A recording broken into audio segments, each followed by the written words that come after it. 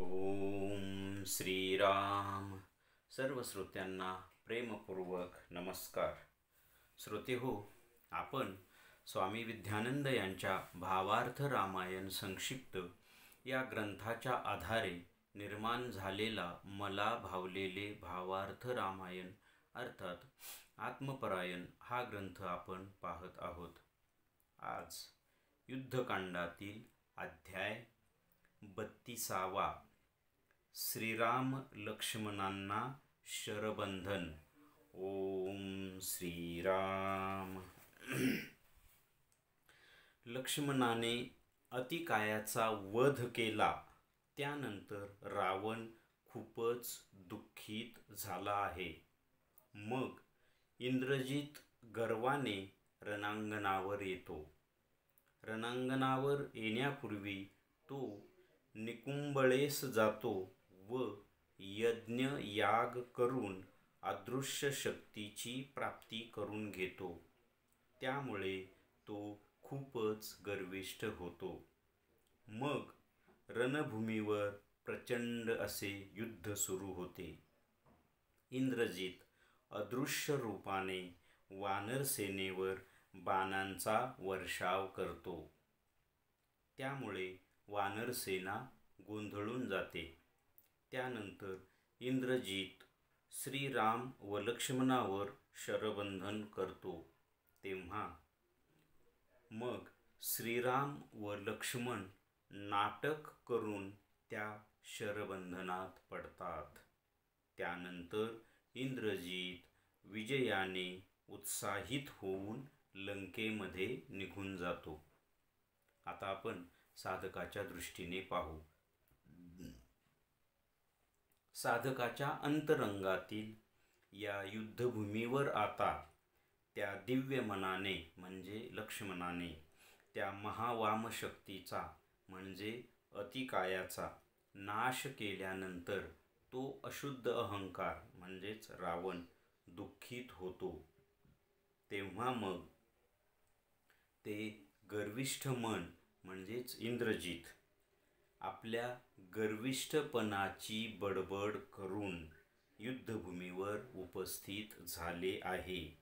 या गर्विष्ठ मनाला त्याच्या मनपणातून काही अदृश्य शक्तींची प्राप्ती झालेली आहे. त्या योगे ते गर्विष्ठ मन उन्मत्त होऊन त्या आत्मस्वरूप सद्गुरू व त्यांच्या दिव्य मनावर आपल्या मनाच्या एकाग्ररूपी कटाक्षाने म्हणजेच बाणाचे संधान करत आहे.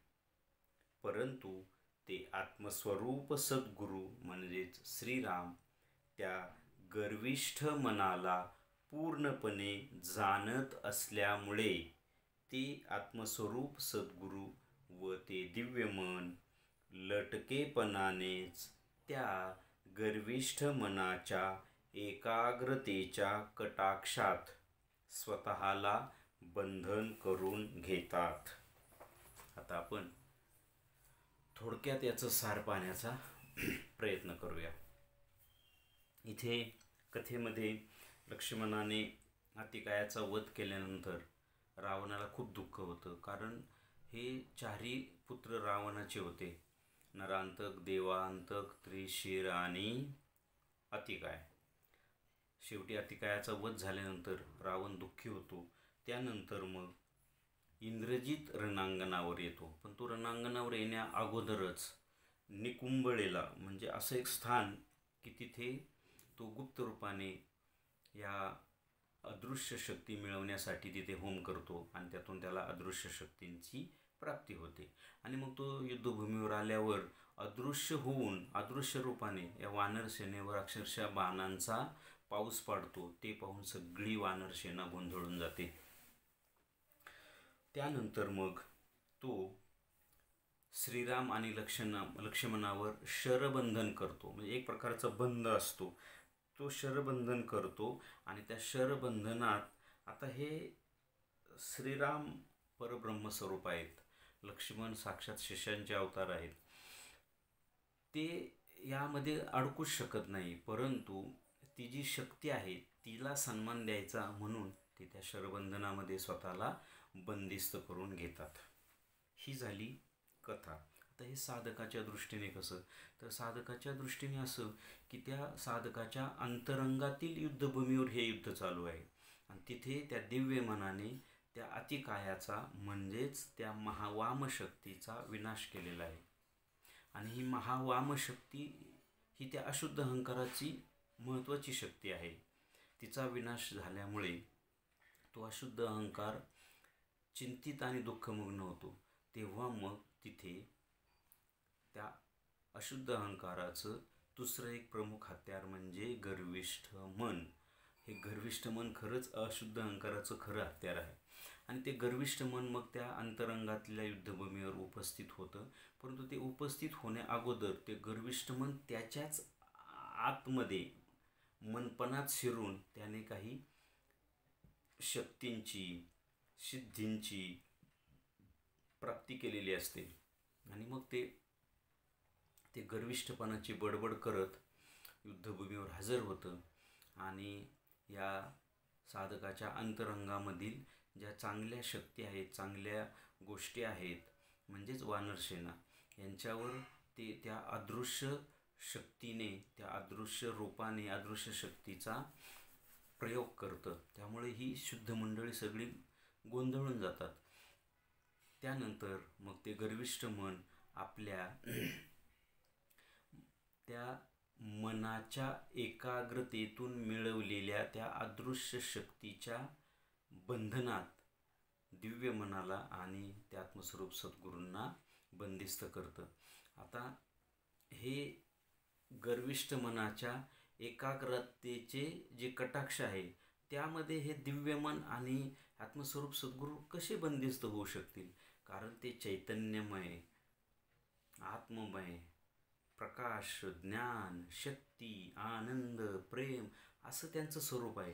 ते ह्या गर्विष्ठ मनाच्या या एकाग्रतेच्या कटाक्षात कसे काय बंदिस्त होतील? परंतु या ज्या गर्विष्ठ मनाला या ज्या शक्ती मिळालेल्या आहेत, आता ते गर्विष्ठ मनाला शक्ती म्हणजे कशा, फार बडबड करतं तसं घडतं. म्हणजे थोडक्यात साधकाच्या दृष्टीने किंवा आपल्या दृष्टीने जर पाहिलं ना, तर आपल्याला काही साधना केली, काही मंत्र, तंत्र, यंत्र अशा गोष्टी केल्या किंवा आपल्या अंतरंगातील साधनेतून सुद्धा आपल्याला काही सिद्धी मिळतात छोट्या छोट्या. म्हणजे वाचासिद्धी, संकल्पसिद्धी किंवा दुसऱ्यांच्या मनातील ओळखण्याच्या सिद्धी, या गोष्टी आपल्याला मिळत असतात. आणि मग त्याने काय होतं माहिती आहे का, त्या आपल्याला असं वाटतं की अरे आपण तर आता खूप मोठे झालो. म्हणजे समजा मला त्या सिद्धी मिळाल्या, म्हणजे वाचासिद्धी मिळाली आणि मी जे बोलेल तसंच होईल. मग असं मी कोणाच्याविषयी काही बोललो तर ते तसंच घडतं किंवा समोरच्याच्या मनात काय चाललं आहे हे मला कळतं. मग मी त्यानुसार वागतो, त्यानुसार त्याला सांगतो, बघ बोलून दाखवतो. त्या व्यक्तीला पण असं कळतं की अरे याने माझ्या मनातलं ओळखलं. त्यामुळं आपण आपल्याला स्वतःला मग काय होतं माहिती आहे का, अहंकार यायला लागतो, गर्विष्ठपणा यायला लागतो. इथं गर्विष्ठच आहे, इथं गर्विष्ठच मन आहे. गर्विष्ठ अरे मला खूप कळतं, मला दुसऱ्याच्या मनातलं कळतं, मी बोलतो तसंच घडतं. मग त्याला असं वाटायला लागलं अरे म्हणजे मी तर आता योगी झालो, मी संत झालो, मी महात्मा झालो, मी भक्त झालो, मी स्वामी झालो, मी देव झालो, मी गुरु झालो, वगैरे वगैरे. अशा भ्रमात आपण अडकतो. आणि गंमत अशी होते की ईश्वरही आपली परीक्षा घेण्यासाठी आपल्या या गर्विष्ठपणाला, अहंकाराला आणखी खतपाणी घालतो. म्हणजे आपल्यावर काही संकट येऊ देत नाही. आपला जोपर्यंत पतनाचा मार्ग येत नाही तोपर्यंत ईश्वरही स्तब्ध राहतो. आणि याच गर्तेत आपण खूप अडकत जातो. आणि आपलं जो मूळ हेतू आहे, मूळ जे ध्येय आहे ना, कशाचं, आत्मसाक्षात्काराचं, ब्रह्मसाक्षात्काराचं, परब्रह्म साक्षात्काराचं, हे ध्येय विरून जातं, तिथेच राहतं. त्या ध्येयाकडे आपण पाठ फिरवतो, त्या ध्येयाकडेच वाटचालच करत नाही, आपला प्रवासच होत नाही. मुळात आपल्याला अजून आत्मसाक्षात्कारच झालेला नाही. त्याच्या अलीकडेच या आपल्याला या अशा काही गोष्टी मिळतात, या सिद्धी मिळतात, हे बळ मिळतं आणि याचाच आपल्याला अहंकार येतो, याचाच आपल्याला गर्विष्ठपणा येतो आणि आपण चुकीच्या गोष्टी करत राहतो, चुकीच्या गोष्टींमध्ये अडकतो. म्हणजे आपण मग नंतर ह्या चांगल्या शक्तींचा, या चांगल्या शक्ती असतात, या सिद्धी वाईट नसतात, परंतु आपण मग त्याचा गैरवापर करायला लागतो. म्हणजे एखाद्याला आता वाचसिद्धी असेल तर आपण एखाद्याला वाईट बोलतो, वाईट होईल असं त्याचा उच्चार करतो, म्हणजे थोडक्यात आपण शाप देतो. त्याने आपल्या शक्तींचं पतन होतं. इतिहासात अनंत साक्षी आहेत या गोष्टींना, की अमुक ऋषींनी अमुक व्यक्तीला शाप दिला, अमुक ऋषींनी त्या व्यक्तीला, राजाला शाप दिला, पण त्याने त्या ऋषींची शक्ती कमी होते, वाढ होत नाही. म्हणून हे खूप संयमाने स्वीकारावं लागतं आणि जपून वापरावं लागतं. नाहीतर आपला शक्तीचा ऱ्हास होतो आणि आपण आत्म्याकडे जाण्याच्या ऐवजी आपण इथेच थांबून मोकळे होतो. म्हणून ह्या गोष्टी खूप जपून वापराव्या लागतात. आणि ईश्वर तुमच्या त्या शक्तींना मान्यता देतो. म्हणजे समजा मी एखाद्याला वाईट बोलून त्याचं वाईट घडलं, ईश्वर त्याला मान्यता देतो, कारण त्या ज्या शक्ती आलेल्या असतात त्या ईश्वराकडून आलेल्या असतात, म्हणून ईश्वर त्याला सन्मान देतो, सद्गुरू त्याला सन्मान देतात. इथे श्रीराम आणि लक्ष्मणाने त्या इंद्रजिताच्या शक्तीला, त्या जे वरदानाने तो बंधन करतो, शरबंधन करतो, त्याला सन्मान देतात ना, लटकेपणाने पडून राहतात ना, कारण सन्मान द्यायचा असतो, तसं ते सन्मान देतात. पण पतन कोणाचं होतं? आपलं होतं. पतन कोणाचं होणार आहे आता पुढे? इंद्रजित. शेवटी विनाश इंद्रजितचा होणार आहे, राम लक्ष्मणाचा विनाश होणार नाही.